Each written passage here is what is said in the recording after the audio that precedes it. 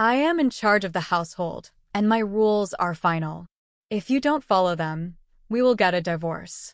Even though my husband was cheating on me, he still tried to boss me around. Why should I do everything he says? If that's how it's going to be, let's just get a divorce. I put all the loans in his name so he would see how much I contributed to our life together. My name is Sophia. I'm 36 years old and work as a systems engineer. I've been married to my husband, D, for 6 years. We met through work because my company hired his company for some projects. When I was working for his company as a temp, he was very nice to me. We started hanging out outside of work, dated for a while, and then he proposed. I said yes. When I got married, I left my job at the company. Working as an engineer was very demanding and stressful, and the pay wasn't great. I was worried that if I kept working like that, I wouldn't have enough time for my husband, and our relationship would suffer. So, I decided to become a freelancer. This way, I could have more time for household chores and to be with my husband. At first, freelancing didn't make much money, but I had engineering experience. Gradually, I got more clients and my income grew. I was surprised at how quickly things improved and was thankful for my husband's financial support during that time. I worked hard on housework. Even though cooking wasn't my strong point, I used recipe books to try different meals to keep my husband happy. "Thanks for cooking and cleaning. It really helps me out," he said. His praise made me feel good. In the beginning, we respected each other and had a happy life. But after a few years, my husband suddenly suggested, "Isn't it time for us to get a new house?" Huh? A new house? I was shocked when my husband brought it up. He's not the type to save money. "Well, shouldn't we save a bit more first?" I asked. "What are you talking about? I earn a good income, don't I?"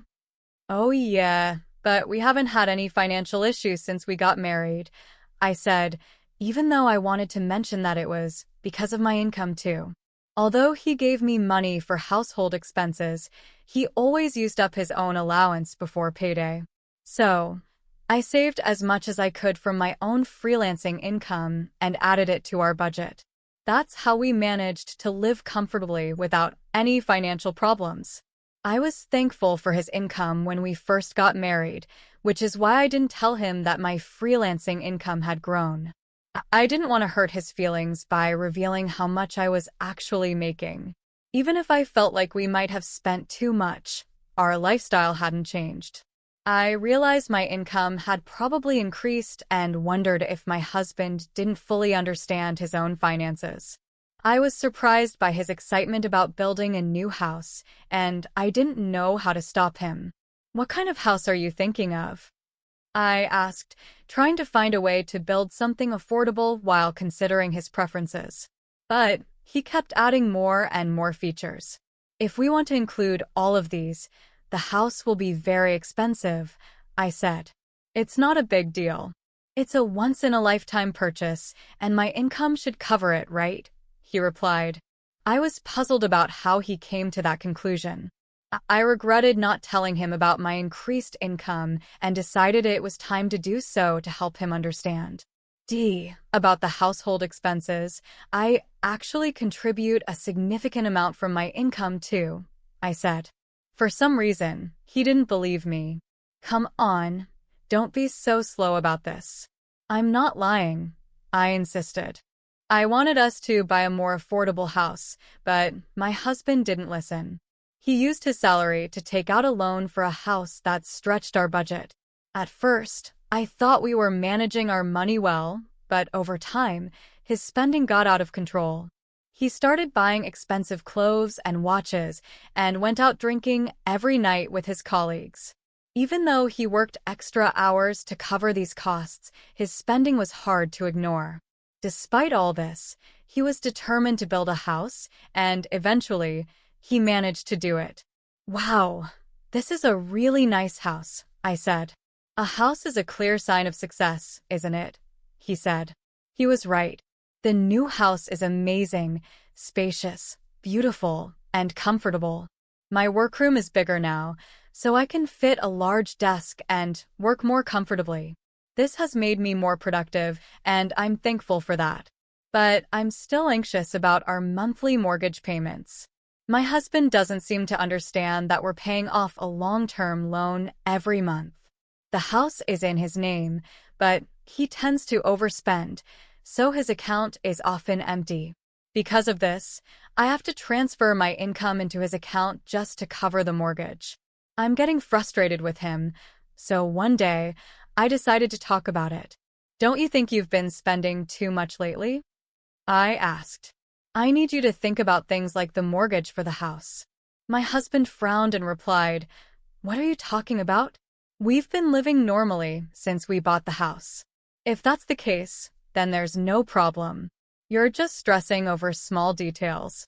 And isn't it because you manage your money poorly that you're short? That's not my issue. Wait a minute. I'm always trying to save money from the daily expenses with the money you give me, and I'm also using my own earnings to cover the mortgage and other costs. So please, don't talk to me like that. What's your problem? Besides, the amount you're contributing isn't that much, so don't act like it's a big deal. The one who earns the most is the best, and that's me. Don't try to give me advice," my husband said, trying to shut me down. I was shocked by how my husband had changed. He used to be kind and caring, but now our relationship felt strained. We barely talked, and sometimes we didn't even greet each other. He worked overtime more than ever and came home late at night. I started to question if it was okay to continue living like this. We were just coexisting under one roof, without meaningful conversations. Maybe it would be better to get a divorce, but if there was a chance to fix things, I wanted to try. After thinking it over, I decided to take the first step and reach out to him. But my efforts were crushed when I saw him in town one day. I had gone out to buy a birthday gift for a friend. It was a weekday, so my husband should have been at work, but instead, I saw him in town, dressed casually, walking with a young woman I didn't recognize. I was stunned and immediately thought he might be having an affair. To find out the truth, I hired a private investigator.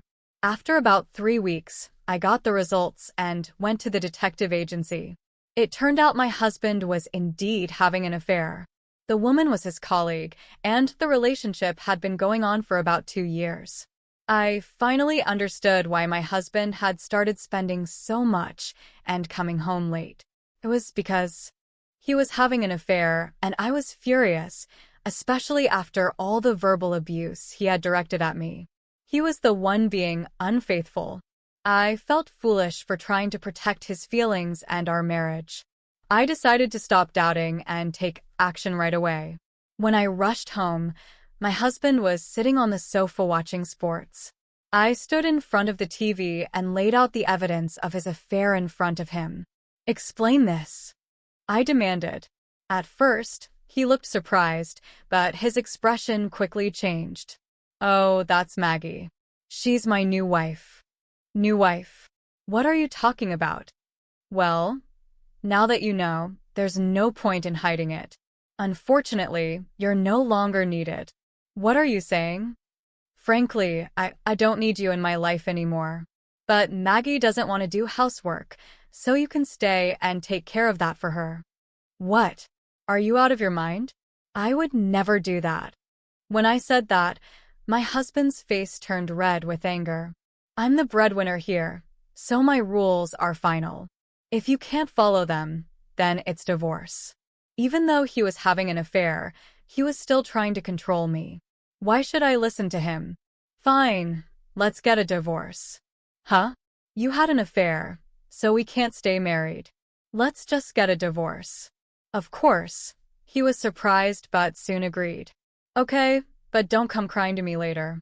But you need to help me change the names on the utility bills and the car loans we just took out."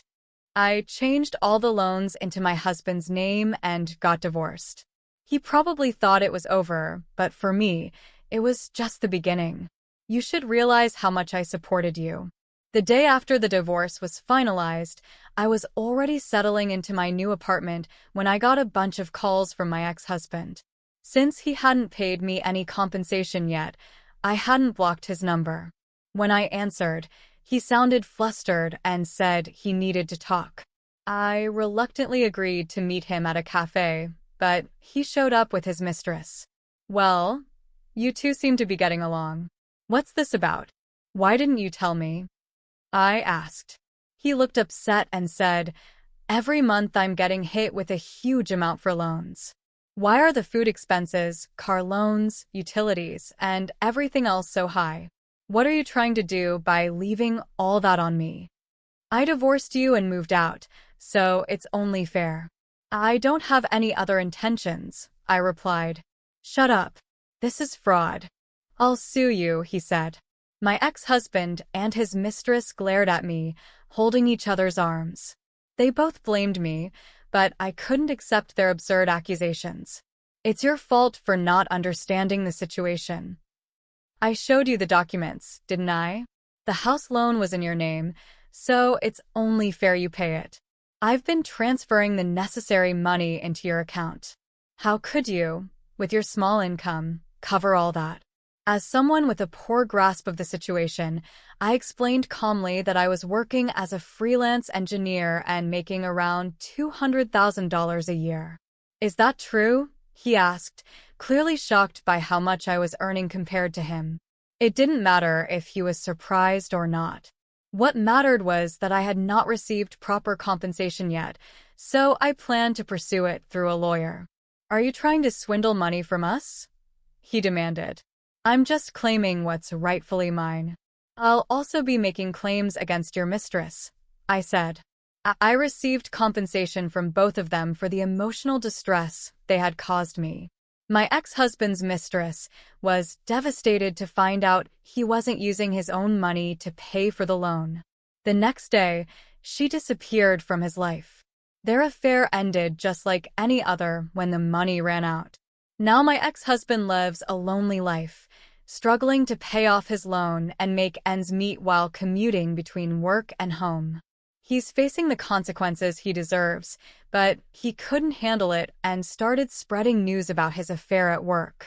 His mistress claimed he was abusing her, leading to a messy quarrel. Since neither of them was credible, no one believed their claims. His financial troubles worsened, and he was eventually demoted and received a pay cut due to his inability to focus on work because of his mounting debts. It's all his own fault, and frankly, he brought it on himself. As for me, I was nervous at first when I moved into my new high-rise apartment, but now I'm enjoying my life here. I'm not interested in marriage or romance for a while, but that doesn't mean I want to be alone forever. If I meet someone in the future, I hope we can build a supportive relationship based on what I've learned from this experience. For now, I'm focusing on working hard and making the most of my time for myself.